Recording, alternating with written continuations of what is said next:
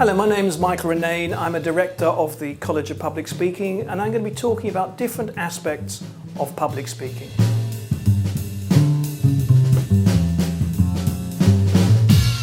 How to develop a perfect memory? Well, the dangerous word in that statement is perfect. We put an enormous amount of pressure on ourselves striving for perfection. And so really what you need to do is take the pressure off yourself. Now, psychologists will tell us we have a perfect memory. Everybody has a perfect memory. What we struggle with is recall.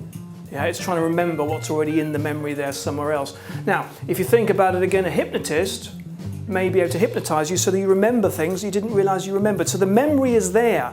But what happens when we get under pressure, and a word like perfect puts even more pressure onto us, is we freeze up, we find it harder to remember things. So if you are trying to remember a lot of information, what I'd recommend is group it in small groups. Now, as speakers, we always recommend put things in threes, organize things in threes.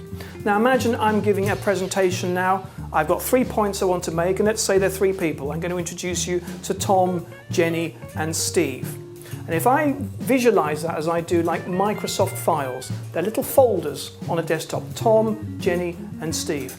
I click on Tom and I open it up, there's another 3 files in there. What I'm going to tell you about is Tom's family, something about his job and what he does, and something about what he does in his spare time. I can now click on the file marked spare time, and in there I can tell you a little bit about his hobbies. He likes music, he likes playing golf, and he likes watching TV. And the point about that Microsoft file analogy is you can store an enormous amount of information in this sort of file tree. So rather than trying to remember 20, 30 different things you need to remember, you've got them tucked away in different files. And the great benefit of that, certainly if you're doing presentations as well, is you can miss out files if you want to. So if you imagine my 3 key points that I want to put across are the names of the 3 people I'm introducing, if I've got enough time and I want to and I feel it's necessary, I can go into a lot of detail on one of them, but if I don't want to, I can skip out a few files. So what I'm doing is I'm taking the pressure off myself.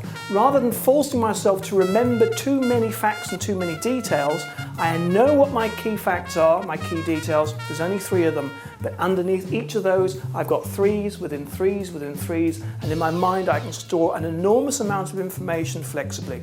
So if you want to improve your memory, then use that visual part of your memory, use files, imagine files, open them, close them, and that way you can store an enormous amount of information.